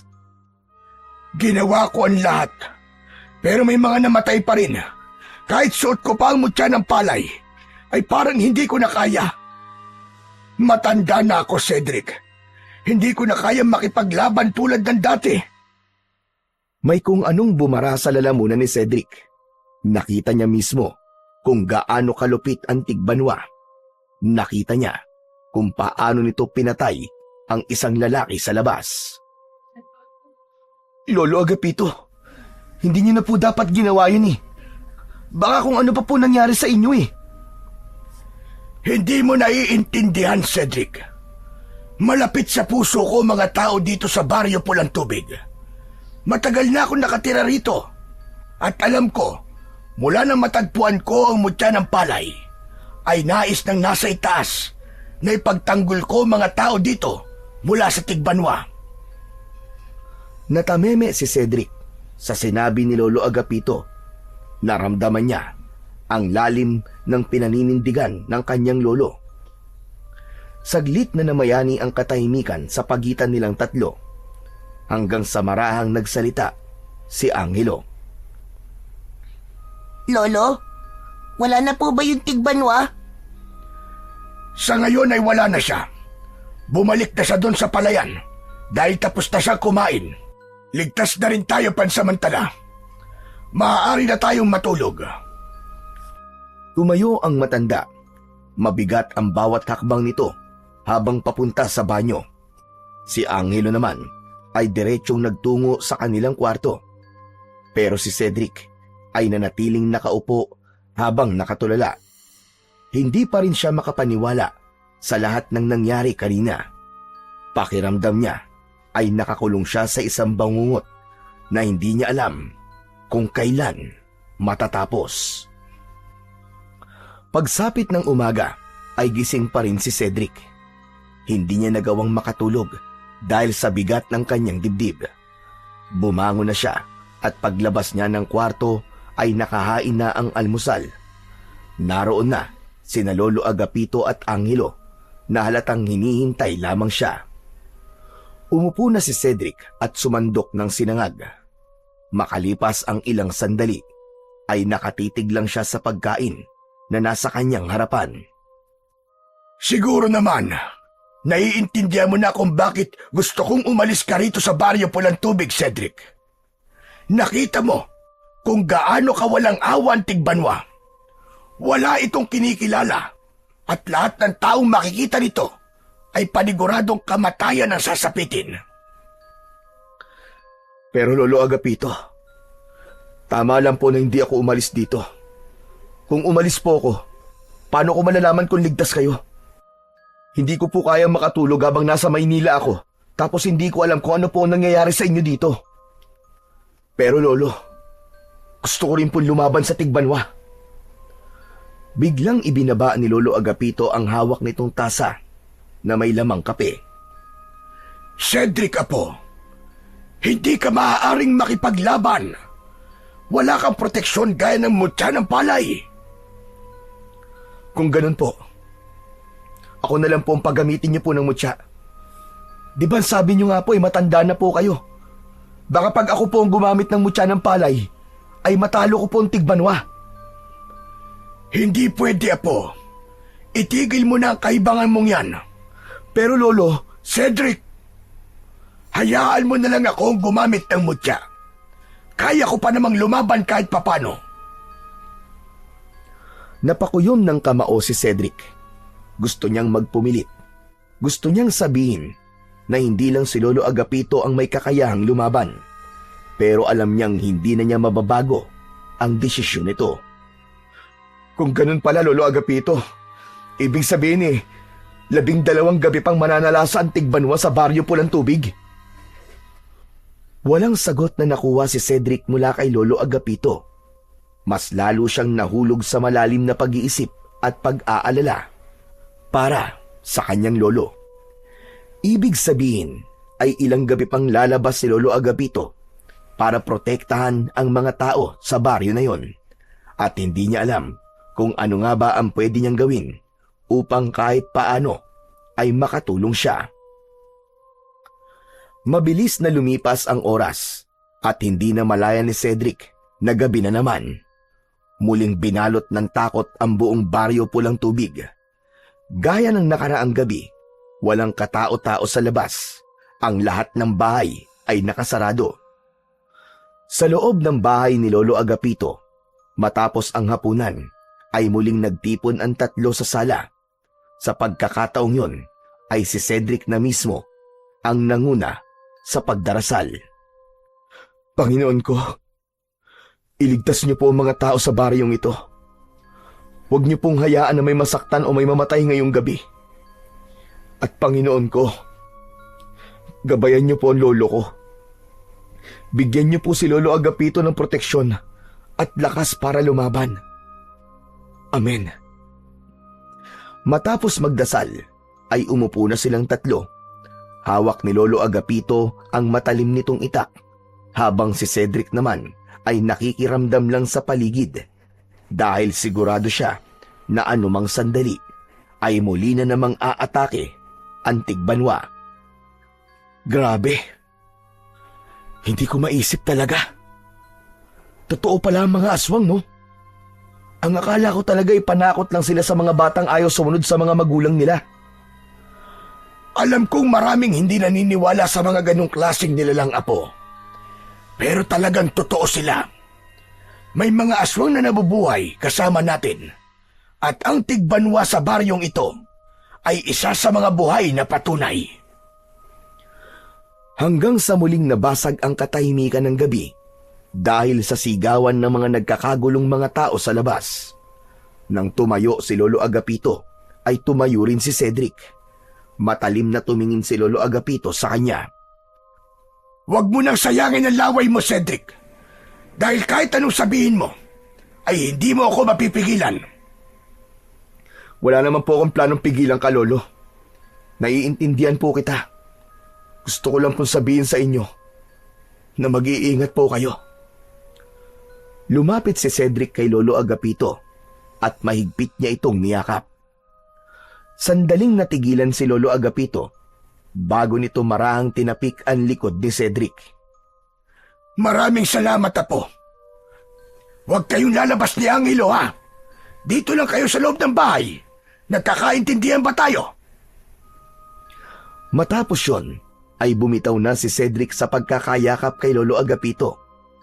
Hinayaan niya itong makaalis kahit mabigat ito sa kanyang kalooban. Mabilis na lumabas ang matandang lalaki sa pinto sa may kusina. Naiwan naman sina Cedric at Angelo sa loob ng bahay. Tahimik lang sila at kapwa nag-aalala habang ang kanilang mga mata ay nakatuon sa pinto kung saan lumabas si Lolo Agapito. Halos 1 oras na ang lumipas simula nang lumabas si Lolo Agapito. Nakatayo si Cedric malapit sa may bintana, habang si Angelo ay tahimik na nakaupo. Nakatungo ito habang yakap ang sariling mga tuhod. Hindi ito nagsasalita, pero ramdam ni Cedric ang takot at pag-aalala ni Angelo. Sa gitna ng pananahimik ng dalawa, ay nagulantang sila nang marinig ang malakas na sigaw ni Lolo Agapito mula sa labas ng bahay. Mabilis na sumilip sa siwang ng bintana si Cedric at para siyang binuhusan ng malamig na tubig nang makita niya si Lolo Agapito na nakahandusay na sa lupa. Sa harapan nito ay nakatayo ang Tigbanwa na naglalaway na parang isang mabangis na hayop na gutom na gutom. Hindi na nag-isip si Cedric. Mabilis siyang tumakbo patungo sa kusina. Kuya Cedric! Kuya Cedric, saan ka pupunta? Hindi sumagot si Cedric dahil alam niyang pipigilan lamang siya ni Angelo sa balak niyang gawin. Alam niyang natatakot ito para sa kanya, pero hindi siya maaaring manatili roon habang nasa panganib ang kanyang lolo. Binuksan niya ang pinto sa may kusina at nagpasalamat siya dahil hindi yun ikinandado ni Lolo Agapito nang lumabas ito kanina. Marahil ay naisip nito na hindi naman sila lalabas ni Angelo. Nagmamadali na ngang lumabas si Cedric. Paglabas niya, ay agad niyang napansin ang mga kawayan na nakasandal sa isang puno. Matutulis ang mga dulo nun at naisip niya na pwede niya yung gamitin bilang sandata laban sa Tigbanwa. Kinuha ni Cedric ang isa sa mga kawayan at mahigpit yung hinawakan. Tumakbo siya patungo kay Lolo Agapito at isinantabi muna niya ang takot at ang maaaring mangyari sa gagawin niya. Mabilis na sumugod si Cedric habang mahigpit na hawak ang matulis na kawayan. Nakatutok ang dulo ng kawayan sa Tigbanwa. Ngunit sa hindi inaasahang pangyayari, ay tila naramdaman ng Tigbanwa ang presensya ni Cedric, kaya bigla itong lumingon sa kanya. Kahit dilaw ang kulay ng nag-iisa ng mata, ay kita niya ang panlilisik nun. Ngunit hindi huminto si Cedric sa pagsugod. Desidido siyang isaksak ang kawayan sa katawan ng Tigbanwa. Mabilis ding sumugod ang Tigbanwa sa kanya, pero nang ilang dipa na lang ang layo nila sa isa't isa, ay bigla itong nawala. Napahinto si Cedric at tila huminto ang kanyang paghinga sa labis na kaba. Nasaan? Nasaan kang halimaw ka? Magpakita ka! Harapin mo ako! Cedric! Bumalik ka na sa loob ng bahay! Hindi, Lolo! Hindi kita pwedeng pabayaan dito! Umikot ang tingin ni Cedric sa paligid niya habang pilit niyang hinahanap ang Tigbanwa hanggang sa may naramdaman siyang presensya sa likuran niya. Cedric! Nasa likod mo na siya po! Nanlaki ang mga mata ni Cedric sa sigaw na yon ni Lolo Agapito. Bago pa siya makalingon, ay naramdaman na niya ang pagbaon ng matutulis na kuko ng Tigbanwa sa likod niya. Sinubukan ni Cedric na umakbang paunahan, ngunit nanginig ang mga tuhod niya. Nabuwal siya at padapa siyang sumubsob sa lupa. Nabitiwan niya ang kawayan habang ramdam niya ang walang kapantay na sakit at hapdi mula sa sugat niya sa kanyang likod. Marahan siyang tumihaya at nakita niya ang Tigbanwa na nakatayo sa may paanan niya. Nakangisi ito na parang nasisiyahan sa paghihirap niya. Hayop ka! Hindi ako papayag na mapatay mo ako! Akmang kukunin ni Cedric ang kawayan nang biglang itinaas ng Tigbanwa ang isa nitong kamay na may matutulis na mga kuko. Napagtanto niya na sasaksakin siya ng aswang gamit yon. Pakiramdam niya ng mga sandaling yon ay bumagal ang lahat ng nasa paligid niya at inisip niya sa gabing yon ay matatapos na ang kanyang buhay. Ngunit bago pa bumagsak ang matatalim na kuko ng Tigbanwa kay Cedric, ay isang malakas na sigaw ang narinig niya. Huwag mo sasaktan ang apo ko! Demonyo ka! Napalingon si Cedric at nakita niyang mabilis na tumatakbo si Lolo Agapito papunta sa kanya. Sa sobrang bilis ng pangyayari, ay hindi na nagawang pigilan ni Cedric ang lolo niya. Iniharang ni Lolo Agapito ang sarili nito para protektahan si Cedric. Sa isang iglap, ay bumaon ang matutulis na kuko ng Tigbanwa sa dibdib ni Lolo Agapito. Nanlaki ang mga mata ni Cedric sa nangyari. Umagos ang kamay ng Tigbanwa sa likod ni Lolo Agapito. Malakas na napasigaw si Cedric habang walang tigil ang pagdaloy ng luha sa kanyang magkabilaang pisngi. Nanghina ang buong katawan niya sa nakita at parang huminto ang oras. Nang sandaling yon, ay tinakasan si Cedric ng lahat ng lakas na meron siya. Napatulala na lang siya nang marahas na hinugot ng Tigbanwa ang kamay nito mula sa katawan ni Lolo Agapito. Agad na bumagsak ang katawan ng lolo niya sa lupa at napansin niyang hindi na yon humihinga. Tumingin ang Tigbanwa kay Cedric. Hindi na siya makagalaw at hinintay na lamang niyang patayin na rin siya ng aswang. Ngunit bago pa ito makalapit sa kanya, ay nakita niya si Angelo na tumatakbo papunta sa Tigbanwa habang may hawak na matulis na kawayan. Walang pagdadalawang isip nitong itinarak ang kawayan sa likod ng Tigbanwa. Tila nanghina ang Tigbanwa, kaya napaluhod dito sa lupa. Lumapit si Angelo kay Cedric at hinawakan ang braso niya. pilit siya nitong hinila patayo. Tara na, kuya! Tara na! Kailangan na natin makabalik sa loob ng bahay bago pa makabawi ng lakas ang tigbanwa. Tara na, kuya! Bilisan natin! Wala sa sarili na tumayo at sumunod si Cedric kay Angelo.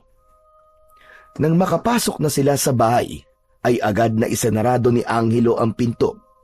Napatingin si Cedric kay Angelo at halos madurog ang puso niya nang makita na gaya niya ay umiiyak ito. Hindi pwede yun! Hindi pwede yun! Hindi pwede yun! Kailangan kong balikan si Lolo! Kailangan ko siyang balikan! Kuya Cedric, patay na siya! Wala na si Lolo! Kahit na! Hindi ko siya pwedeng iwan lang doon! Pumihit paharap sa pinto si Cedric. Akmang bubuksan niya yon nang naramdaman niya ang mahigpit na yakap ni Angelo mula sa likod niya. Kuya Cedric! Kuya, parang awa mo na! Huwag kang lumabas! Hindi ko kakayanin kung pati ikaw ay mawawala! Ayoko na po mag-isa, kuya! Palagi na lang po akong iniiwan ng mga taong mahal ko! Nagmamakaawa ako sa iyo, Kuya Cedric! Huwag kang lumabas! Nanigas si Cedric. Para siyang tinusok sa puso sa mga sinabi ni Angelo. Napagtanto niya na hindi siya maaaring mamatay dahil wala nang makakasama si Angelo. Namatayan na nga ito ng mga magulang tapos sumunod si Lolo Agapito. Alam niya na kahit sandali pa lang silang magkasama ay masakit din para rito kung maging siya ay mawawala. Dahan-dahan niyang ibinaba ang kamay niya mula sa hawakan ng pinto. Nanatili silang nakatayo doon. Umiiyak pareho. Parehas nagdadalamhati sa pagkamatay ni Lolo Agapito. Sa labas naman, maririnig pa rin nila ang mabibigat na yabag ng tigbanwa. Ngunit sa loob ng bahay, ang mas matinding sakit ay nasa puso ni Cedric. Ang pagkawala ng kanyang lolo at ang katotohanang wala siyang nagawa para mailigtas ito. Hindi nagtagal ay huminto na ang sigawan at kaguluhan sa labas. Nang masiguro nila Cedric at Angelo na wala na ang tigbanwa, ay saka sila lumabas. Paglabas nila, ay bumungad sa kanila ang isang nakapanlulumong tanawin. May mga taong umiiyak at nakaikot sa katawan ni Lolo Agapito. Parang may tumusok na patalim sa puso ni Cedric. Doon niya napatunayan na mahal talaga ng mga tao sa baryo na yon ang kanyang lolo. Nang makita sila ng mga tao, ay kusa silang binigyan ng daan para malapitan ang matanda. Mabagal ang bawat takbang ni Cedric palapit sa kanyang Lolo Agapito. Pagkalapit niya, ay lumuhod siya sa tabi nito at mahigpit niya itong niyakap. Naramdaman niya ang malamig nitong katawan. Bumuhos na ang emosyon ni Cedric at tuluyan na siyang humagulgol. Si Angelo naman ay mahigpit na hinawakan ang kamay ni Lolo Agapito habang umiiyak. Hindi nagtagal ay nagdesisyon si Cedric na ilibing na kagad si Lolo Agapito. Nagpresenta ang ilang kalalakihan na ang mga ito na ang maglilinis at mag-aayos sa katawan ng matanda. Pagsapit ng umaga, nagtipon ang mga tao sa bahay ni Lolo Agapito para sa isang misa. Matapos ang misa, ay nagtulong-tulong ang mga kalalakihan upang maihanda ang libingan sa likod ng bahay ni Lolo Agapito. Maingat nilang ibinaba ang kabaong nito sa hukay, habang ang iba ay tahimik na nagdarasal. Sa bawat pagtabo ng lupa sa ibabaw ng kabaong, ay parang lalong bumibigat ang dibdib ni Cedric at Angelo.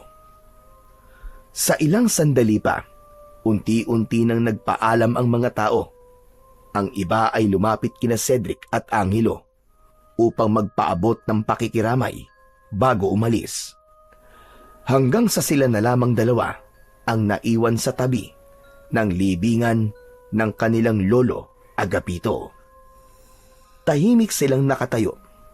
Hindi na sila umiiyak, pero bakas pa rin ang lungkot sa kanilang mga mata. Kuya Cedric, kung hindi dahil kay Lolo Agapito, ba kung ano na nangyari sa akin? Kung hindi niya ako inampun nun, malamang sa lansangan na lang ako nakatira ngayon. Hindi ko siya makakalimutan, Kuya Cedric. Malaki talaga ang puso ni Lolo sa mga nangangailangan. Kahit sino ay handa niyang tulungan.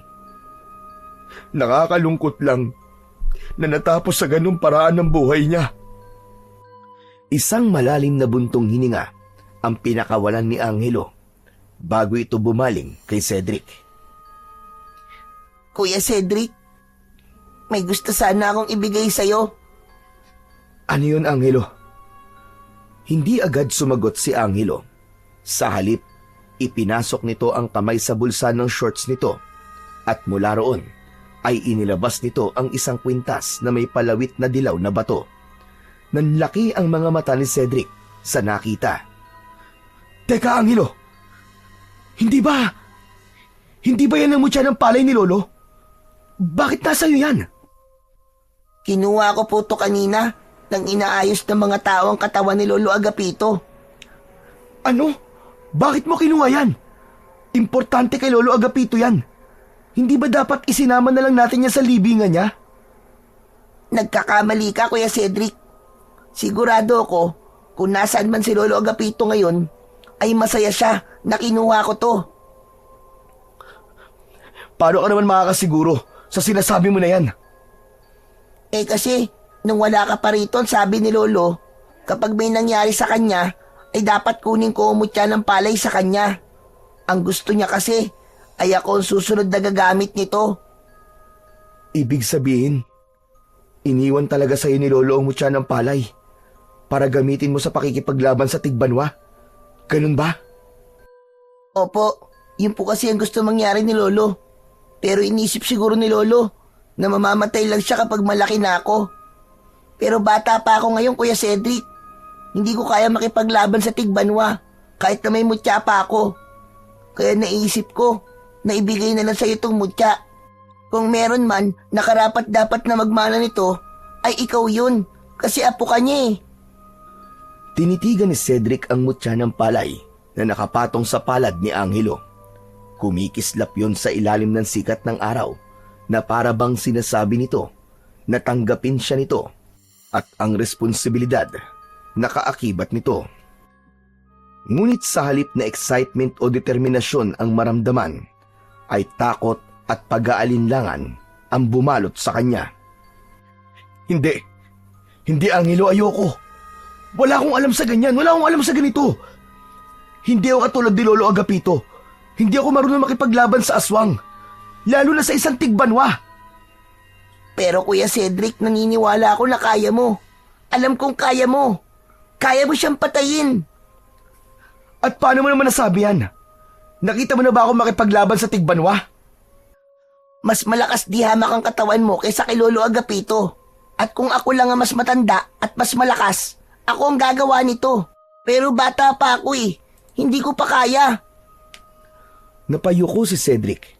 Hindi niya inaasahang maririnig yon mula kay Angelo. Gusto ko nang matapos ito, Kuya Cedric. Pinatay ng Tigbanwa si Lolo Agapito. Hindi ba dapat lang natapusin na natin siya para naman magkaroon ng hustisya ang pagkamatay ni Lolo at ng mga taong pinatay ng Tigbanwa? Nag-iba ang pakiramdam ni Cedric sa narinig. Kanina ay takot at pag-aalinlangan ang nangingibabaw sa kanya.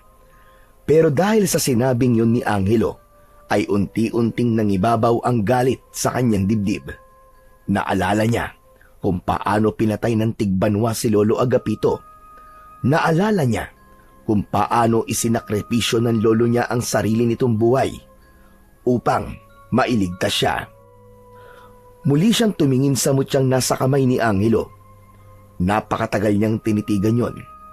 Maya-maya ay isang malalim na paghinga ang kanyang pinakawalan. Pag-iisipan ko muna, Angelo. Ayoko magpadalos-dalos sa desisyon ko. Sige kuya, pero sana ay wag maging matagal ang pag-iisip mo. Mamayang gabi sasalakay na naman ang tigbanwa. Ngayong wala na si Lolo, wala na magtatanggol sa mga tao at kailangan may pumalit kagad sa kanya. Hindi na nagsalita si Cedric. Napabuntong hininga siyang muli dahil pakiramdam niya ay mas lalong bumigat ang kanyang dibdib. Hindi niya akalain na matapos mamatay ng kanyang lolo ay may posibilidad na saluhin niya ang responsibilidad na dati nitong daladala. Upang makapag-isip ay naglakad-lakad si Cedric sa baryo Pulang Tubig. Wala siyang tiyak na direksyon dahil ang gusto lang niya ay mapag-isa at makapag-isip. Sa kanyang paglalakad, natagpuan niya ang kanyang sarili sa dulong bahagi ng baryo Pulang Tubig. Malayo na yon sa kabahayan at malapit sa mga palayan. Mula sa hindi kalayuan, isang malakas na tunog ang pumukaw sa kanyang atensyon. Mabilis siyang lumingon sa pinagmulan ng tunog. Isang lalaki ang nasa gitna ng tuyong palayan habang may hawak na flamethrower. Walang habas nitong sinusunog ang mga natitirang pananim. Tumayo si Cedric sa lilim ng isang punong kahoy at pinapanood ang lalaki. Ang apoy ay gumapang sa mga palay. Napagtanto niya na hindi yun isang simpleng pagsusunog lang. Nalaman niya base sa pag-oobserba na napeste ang mga pananim kaya kailangan ng sunugin ang mga yon. Nang matapos ang lalaki sa ginagawa, ay dinala nito ang flamethrower sa loob ng isang maliit na kubo sa gilid ng palayan. Ang sumunod na pumukaw naman sa kanya ay ang napakalakas na tunog ng malaking gilingan ng palay. Hanggang sa marahang napangiti si Cedric, isang ideya ang biglang sumiklab sa kanyang isipan na maaaring makatulong sa kanya kung sakali mang tanggapin niya ang mutya ng palay. Mabilis siyang naglakad pabalik sa bahay ni Lolo Agapito. Dala ang bagong determinasyon sa kanyang damdamin. Pagpasok ni Cedric sa bahay ni Lolo Agapito, ay agad niyang nakita si Angelo na nakaupo sa lumang silya sa sala. Nakayuko ito habang hawak ang mutya ng palay. Tila malalim ang iniisip ng bata. Hindi nagtagal ay umangat ang mukha ni Angelo at tumingin kay Cedric. Andiyan ka na pala, Kuya Cedric. Ano po, Kuya? Nakapagdesisyon ka na po ba? Oo, Angelo. Nakapagdesisyon na ako. Tinatanggap ko ng mutya ng palay.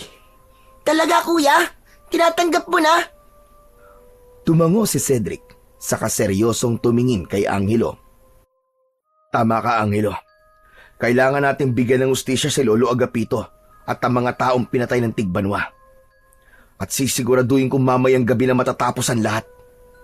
Mamayang gabi na ang huling gabi ng Tigbanwa sa pag-aasik ng lagim sa baryong ito, Angelo. Pinapangako ko yan. Pero Kuya, nasabi ba sa'yo ni Lolo Agapito na may kakayahan ng Tigbanwa na pagalingin ang sarili nitong sugat? Oo, nasabi niya sa akin yon. Alam kong hindi basta-basta mapapatay ang Tigbanwa gamit lang ang itak o sibat. Kaya may naisip na akong paraan. Pero kailangan ko ng tulong mo, Angelo. Maaasahan ba kita? Oo naman, Kuya. Basta para kay Lolo Agapito at sa baryo, tutulong ako.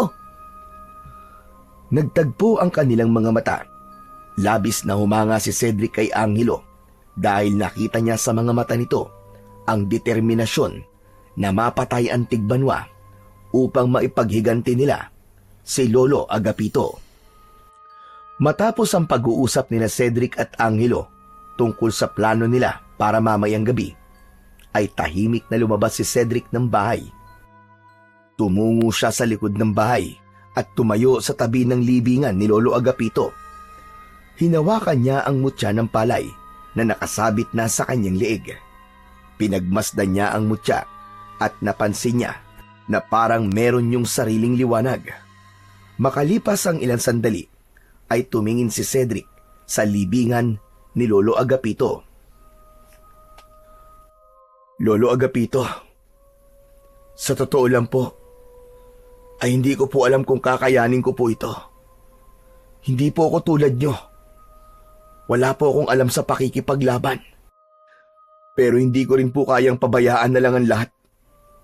Hindi pwedeng namatay ka nang wala kang hustisya na makukuha. Nangangako ako sa inyo na hindi mauuwi sa wala ang sakripisyo nyo. Hindi ko hahayaang mabuhay pa ang halimaw na pumatay sa inyo. Tatapusin ko siya. Tatapusin ko siya, Lolo Agapito. Naramdaman ni Cedric ang unti-unting pamumuo ng luha sa kanyang mga mata. Hindi niya yun napigilan at kusa na yung naglandas sa kanyang mga pisngi. Kaya sana po gabayan niyo po ako, Lolo. Kahit hindi kita nakasama ng matagal, alam kong isa kang mabuting tao. Maraming buhay na iligtas mo.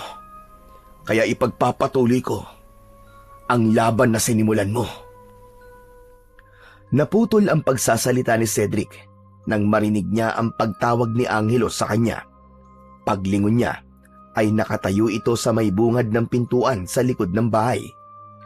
Agad niyang napansin ang hawak ni Angelo na isang lumang crossbow. Napakunot ang noo niya at lumapit siya kay Angelo. Aba, Angelo! Crossbow yan ah! Saan mo nakuha yan? Nakita ko po doon, Kuya Cedric, sa ilalim ng papag ni Lolo Agapito. Naghahanap po kasi ako kung may iba pa siyang iniwang gamit na makakatulong sa atin. Tapos, ito po ang nakita ko. Sa tingin ko kasi, magagamit natin to para sa plano natin sa Tigbanwa mamayang gabi. Kinuha kagad ni Cedric kay Angelo ang crossbow. Magaan lang yon, pero mukhang matibay pa. Maya-maya ay nakangiti siyang tumingin kay Angelo. Tama. Tama ka, Angelo. Magagamit nga natin to. Pero kailangan natin lagyan ng lubid ang mga palaso. Yan nga din ang naisip ko kanina, Kuya eh. Tumango si Cedric at naramdaman niya kahit paano na meron silang pag-asa na mapatay ang Tigbanwa mamayang gabi. Kinagabihan, sa loob ng bahay ni Lolo Agapito ay tahimik na nakaupo sina Cedric at Angelo sa sala. Pareho nilang pinakikiramdaman ang paligid at naghihintay sa anumang senyales ng pagsalakay ng Tigbanwa. Kuya Cedric, ano kaya kung magdasal muna tayo? Oo nga, tama ka. Kailangan natin ng gabay. Sabay silang tumayo at dumuhod sa harap ng maliit na altar. Sa pagkakataon na yon, ay hinayaan ni Cedric na si Angelo ang manguna sa pagdadasal. Jesus, patnubayan niyo po kami sa gabing ito. Bigyan niyo po kami ng lakas ng loob para labanan po ang Tigbanwa. Hayaan niyo po kami na mabigyan ng hustisya ang pagkamatay ni Lolo Agapito at ng mga tao po dito sa baryo. Amen. Pagkatapos magdasal ay tumayo na sila. Humarap si Cedric kay Angelo at marahang hinawakan ang balikat nito. Huwag ka matakot, Angelo. Isipin mo na gagawin natin to hindi lang para sa sarili natin, kundi para kay Lolo Agapito at sa buong baryo Pulang Tubig. Tumango si Angelo at bago pa ito makapagsalita ay narinig na nila ang sigawan ng mga tao sa labas. Kuya Cedric, sumasalakay na po ang Tigbanwa. Tara, kailangan na natin kumilos bago pa may mapatay ang halimaw na yon. Agad na tinungo ni Cedric ang kusina at kinuha ang itak ni Lolo Agapito. Si Angelo naman ay kinuha ang crossbow at inilagay ang isang palasong may lubid tulad ng pinag-usapan nila. Matapos yon ay walang pagdadalawang isip na lumabas sila ng bahay. Sa paglabas nila ay nasilayan nila ang lagim na dulot ng Tigbanwa. May mga taong nagtatakbuhan, ang ilan ay natutumba nang dahil sa labis na takot. Hinawakan ni Cedric ang mutya ng palay at agad niyang naramdaman ang kapangyarihan nun na bumalot sa buo niyang katawan. Pakiramdam niya ay may kung anong enerhiyang nais kumawala sa kanya ng sandaling yon. Angelo, Mauna ka sa dulong bahagi ng baryo, sa may taniman ng palay. Alam mo na ang gagawin mo ah. Mag-iingat ka. Oo kuya, mag-iingat ka rin. Mabilis na tumakbo palayo si Angelo, habang si Cedric ay buong tapang na lumapit sa tigbanwa na nakatalikod sa gawi niya. Oy! Aswang na nag-iisa ang mata! Ako ang harapin mo! Binitiwan ng tigbanwa ang hawak nitong lalaki at marahang lumingon kay Cedric.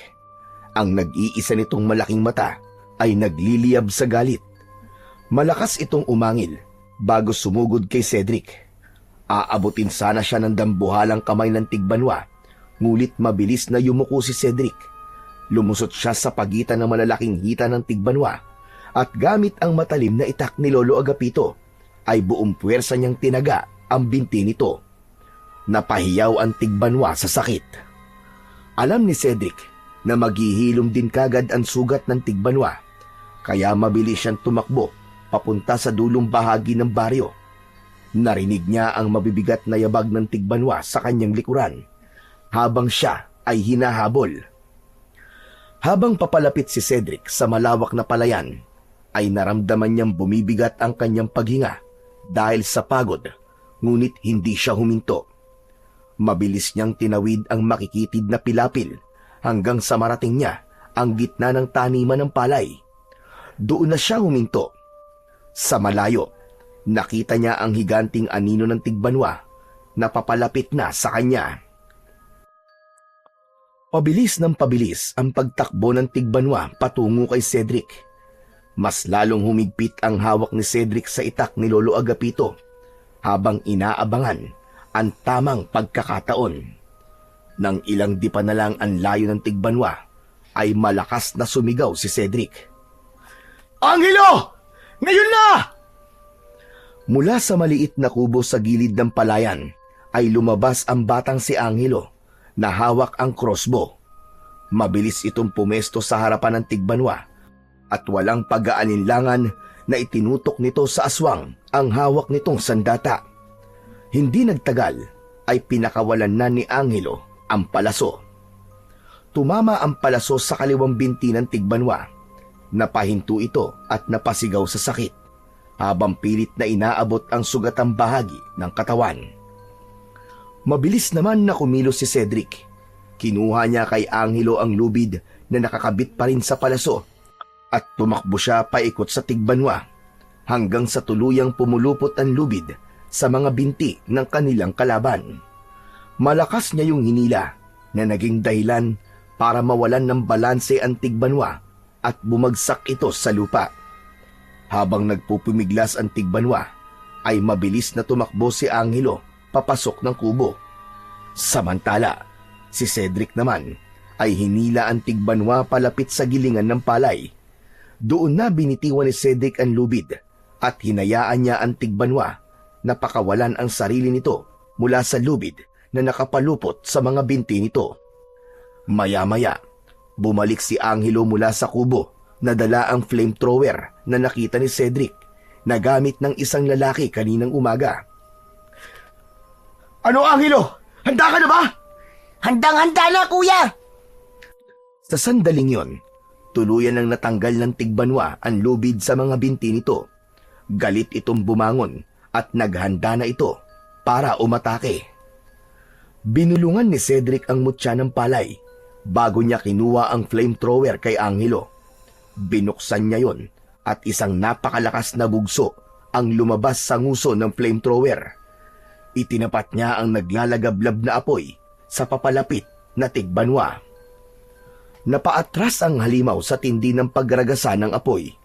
Mabilis na nilamon ng apoy ang katawan nito habang patuloy ang tigbanwa sa pag-atras ay hindi na nito napansin ang makina sa likuran. Muli itong nawalan ng balanse at ang kaliwang kamay nito ay aksidente nitong naipasok sa gilingan ng palay. Napasigaw ang halimaw habang pilit na hinihila ang kamay nito na kinakain na ng gilingan. Binitiwan ni Cedric ang flamethrower at tumakbo siya papalapit sa tigbanwa. Matalim niya itong tinignan at pagkatapos ay galit na galit siyang sumigaw. Hayop ka!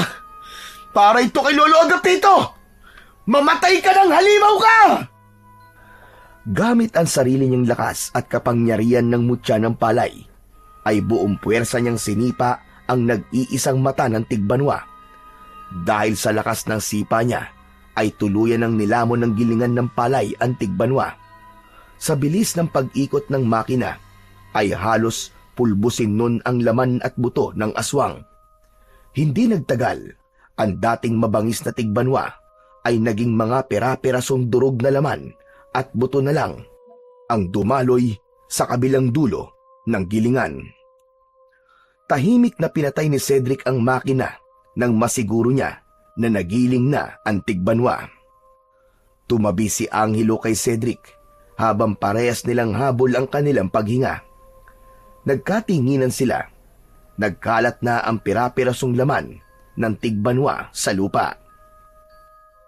Biglang napansin ni Cedric ang panginginig ng balikat ni Angelo. Nang lumingon siya rito, ay nakita niyang umiiyak ang bata. Angelo, tapos na ang laban. Bakit ka umiiyak?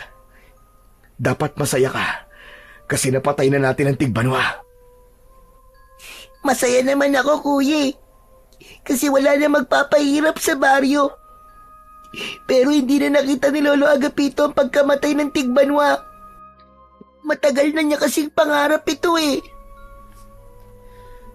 Hindi, Angelo. Naniniwala ako na nakita ni Lolo Agapito ang lahat ng nangyari ngayong gabi. Alam ko na nandito siya sa tabi natin at kasama natin siyang nakipaglaban kahit hindi natin siya nakikita. At alam mo kung ano ang pinakasigurado ko? Ano yon, Kuya Cedric? Sigurado ko na sobrang proud na proud si Lolo sa ating dalawa. Lalo na sa'yo, Angelo. Napayuko si Angelo, ngunit hindi nagtagal ay tumingin siya kay Cedric. Ngumiti ito sa kanya at ginulo niya ang buhok ni Angelo. Ang mabuti pa, umuwi na muna tayo. Sigurado ako na matutuwa ang mga tao sa baryo kapag sinabi natin na patay na ang tigbanwa. Sabay silang naglakad paalis sa lugar na yon at iniwan nila roon ang bakas ng madugong katapusan ng tigbanwa. Hindi inakala ni Cedric na ang simpleng pagbisita niya sa kanyang lolo Agapito ay ang magdadala sa kanya sa isang pakikipaglaban na kahit sa panaginip ay hinding-hindi niya naisip na haharapin niya. Matapos ang madugong laban ni na Cedric at Angelo sa tigbanwa, ay bumalik na ang kapayapaan sa baryo Pulang Tubig. Ang takot na matagal nang bumalot sa mga tao sa lugar na yon ay tuluyan nang naglaho. Labis ang pasasalamat ng lahat kina Cedric at Angelo. Sila ang naging sagisag ng tapang at pag-asa at nagdala ng bagong simula sa lugar na minsang nilamon ng takot.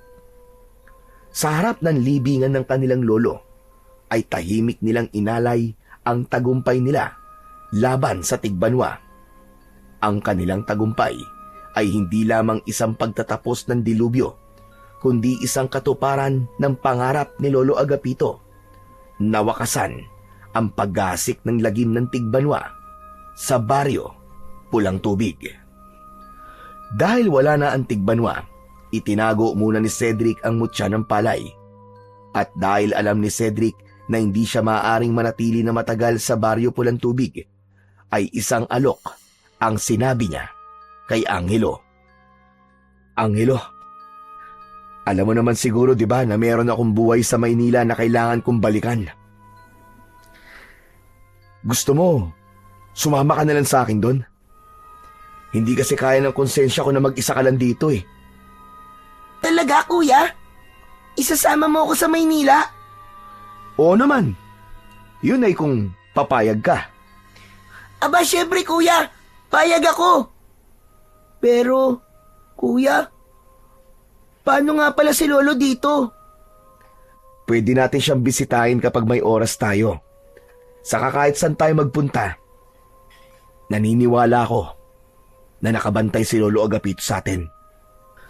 Sa Maynila, hindi pinabayaan ni Cedric si Angelo. Pinag-aral niya ito at tiniyak niya na magkakaroon ito ng mas maayos na buhay. Lumipas ang panahon at kahit abala sina Cedric at Angelo sa kanilang bagong buhay, ay hindi nila kailanman kinalimutan ang Baryo Pulang Tubig at si Lolo Agapito.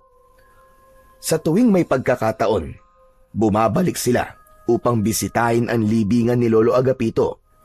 At alam ni Cedric na kung nasaan man ang kanyang lolo, ay masayang masaya ito dahil nagawa nila ni Angelo na tuparin ang pangarap nitong kapayapaan para sa Baryo Pulang Tubig.